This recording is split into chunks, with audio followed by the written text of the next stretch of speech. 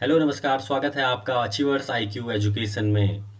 दोस्तों, इस वीडियो के माध्यम से हम हाल ही में उत्तराखंड सरकार द्वारा घोषित बजट 2025-26 से जुड़े हुए कुछ महत्वपूर्ण बिंदुओं को जानेंगे, जो कि हमारी आगामी यूके ट्रिपल एससी और यूके पीएससी की परीक्षाओं के लिए काफ़ी महत्वपूर्ण हैं।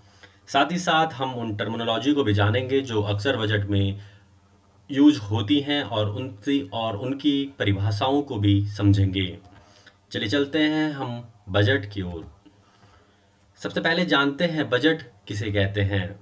यदि बात करें बजट की, तो किसी सरकार द्वारा एक साल के लिए कितना पैसा आएगा और कहाँ कहाँ खर्च होगा, इसका विस्तृत लेखा जोखा हमारा बजट कहलाता है। चलिए चलते हैं हम बजट से जुड़े हुए मुख्य बिंदुओं की ओर और जानते हैं इसके एक विस्तृत विश्लेषण को।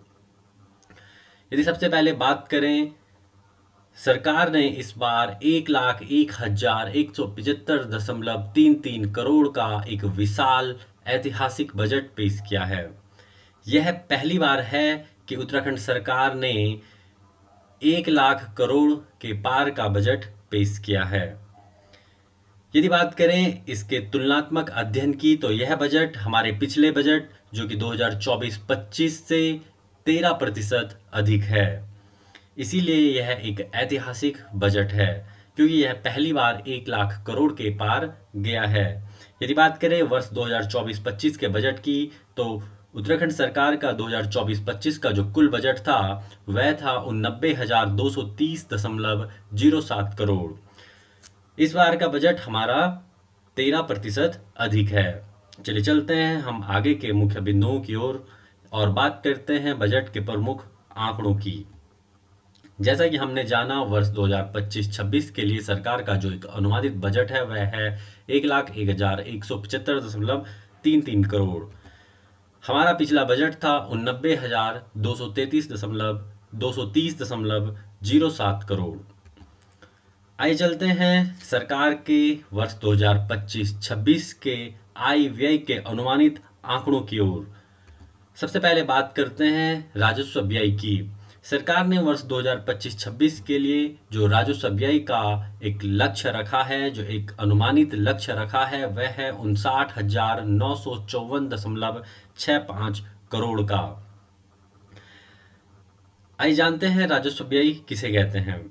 यदि बात करें राजस्व व्यय की, तो वह खर्च जो रोजमर्रा के संचालन पर खर्च होता है, अर्थात सरकार जिसे दैनिक संचालन के लिए हर दिन के लिए जो खर्च करती है वह हमारा राजस्व व्यय है। जैसे वेतन या पेंशन या सब्सिडी या छात्रवृत्ति या ब्याज भुगतान, यह सभी हमारे राजस्व व्यय के अंतर्गत आते हैं। आइए जानते हैं पूंजीगत व्यय की। तो यदि बात करें वर्ष 2025-26 के लिए सरकार का पूंजीगत व्यय का एक अनुमानित लक्ष्य वह रखा गया है 41,220.68 करोड़ का। जानते हैं पूंजीगत व्यय किसे कहते हैं। पूंजीगत व्यय वह खर्च जिससे अस्थायी संपत्ति बनती है, यानी कि सरकार जो इंफ्रास्ट्रक्चर बनाती है, जो एक अस्थायी संपत्ति होती है, जैसे हमारी सड़कें, हमारे पुल, हमारी स्कूल भवन, हमारे अस्पताल या बिजली परियोजनाएं या इस तरीके के कोई भी अन्य चीज़ें, वह हमारे पूंजीगत व्यय के अंतर्गत आते हैं। चलते हैं आगे और जानते हैं राजस्व प्राप्तियों के बारे में।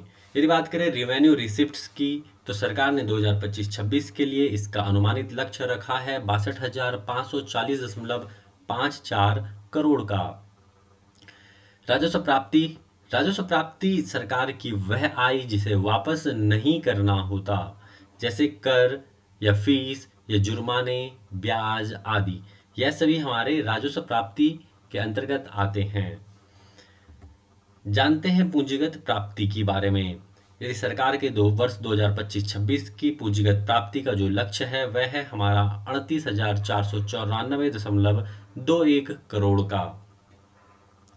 पूंजीगत व्यय वह आय पूंजीगत प्राप्तियां वह आय जिसे सरकार को भविष्य में वापस करना होता है या जो संपत्ति बेचकर मिलती है, जैसे हमारे कर्ज या वार्षिक संपत्ति की बिक्री, यह सभी हमारे पूंजीगत प्राप्ति के अंतर्गत आते हैं।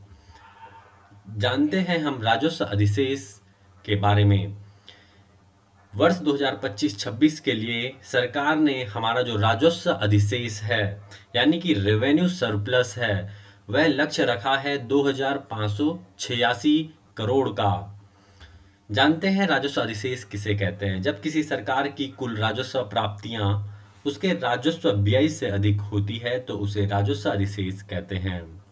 इसका सिंपल सा हमारा फॉर्मूला है राजस्व अधिशेष बराबर राजस्व प्राप्तियां माइनस राजस्व व्यय, अर्थात राजस्व प्राप्ति सरकार को राजस्व के रूप में जो कुल प्राप्ति हुई है यदि उसमें से सरकार के राजस्व व्यय को माइनस कर दिया जाए यानी हटा दिया जाए, हमारे पास जो अमाउंट बचेगा वह होगा हमारा राजस्व अधिशेष यानी कि रेवेन्यू सरप्लस।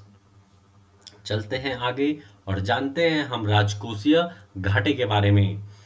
यदि बात करें वर्ष 2025-26 का सरकार यानी उत्तराखंड सरकार के राजकोषीय घाटे का अनुमानित लक्ष्य की तो वह है हमारा 12,605 करोड़ का।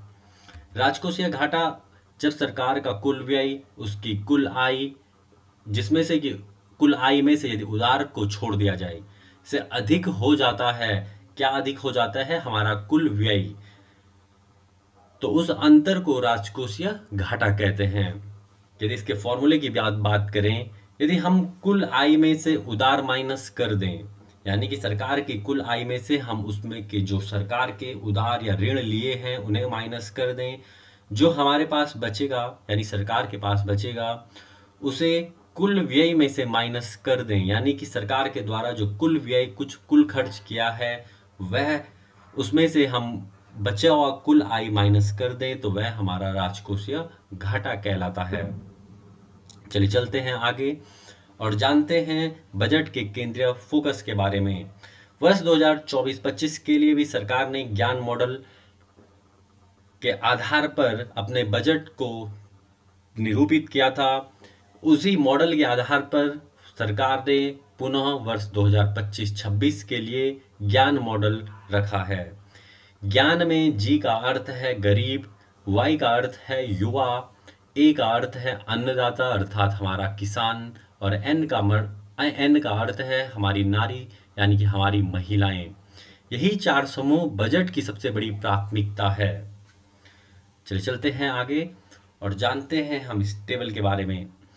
इस टेबल में वही सारे तथ्य हैं जो अब तक हम पढ़ते हुए आए हैं, बस सिर्फ अंतर यह है कि इसमें वर्ष 2024-25 के आंकड़े और 2025-26 दोनों के आंकड़े हमारे रखे हुए हैं।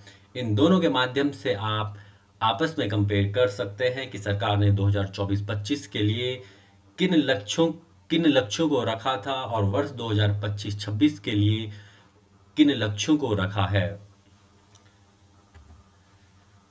जानते हैं वर्ष 2025-26 बजट सेक्टर वाइज आवंटन के बारे में, अर्थात सरकार ने 2025-26 में अलग अलग जो हमारे सेक्टर हैं उनके लिए कितना बजट रखा है। सबसे पहले हमारी शिक्षा, हमारे खेल, कला एवं संस्कृति, इसके लिए सरकार ने जो कुल हमारी अमाउंट रखी है वह है 12,466 करोड़। कृषि एवं संबंधित गतिविधियां, इसके लिए 5,051 करोड़। स्वास्थ्य व परिवार कल्याण के लिए 4,748 करोड़।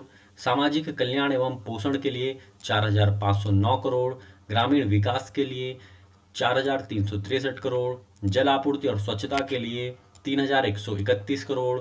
पुलिस के लिए 2,856 करोड़। परिवहन अर्थात ट्रांसपोर्ट के लिए 2,638 करोड़। सिंचाई और बाढ़ नियंत्रण के लिए 1,926 करोड़ और ऊर्जा के लिए हमारे 1,403 करोड़। दोस्तों ये सारे के सारे सेक्टर हमारे काफ़ी महत्वपूर्ण हैं। हमारे प्रीवियस परीक्षाओं में भी यहाँ से प्रश्न बने हैं। हाल ही में जो हमारा यूके SSC का परीक्षा हुई थी उसमें भी हमारे यहाँ से प्रश्न बने थे और आने वाली परीक्षाओं के लिए भी यह सेक्टर वाइज जो हमारा आवंटन है वह काफ़ी महत्वपूर्ण है। चलिए चलते हैं आगे और जानते हैं वर्ष 2025-26 के प्रमुख सेक्टर्स की प्रतिशत भागीदारी, अर्थात सरकार ने किन सेक्टर्स का कुल कितना प्रतिशत भागीदारी रखी है। यदि बात करें शिक्षा की तो सरकार ने लगभग 16.7% की भागीदारी के साथ शिक्षा प्रथम स्थान पर है।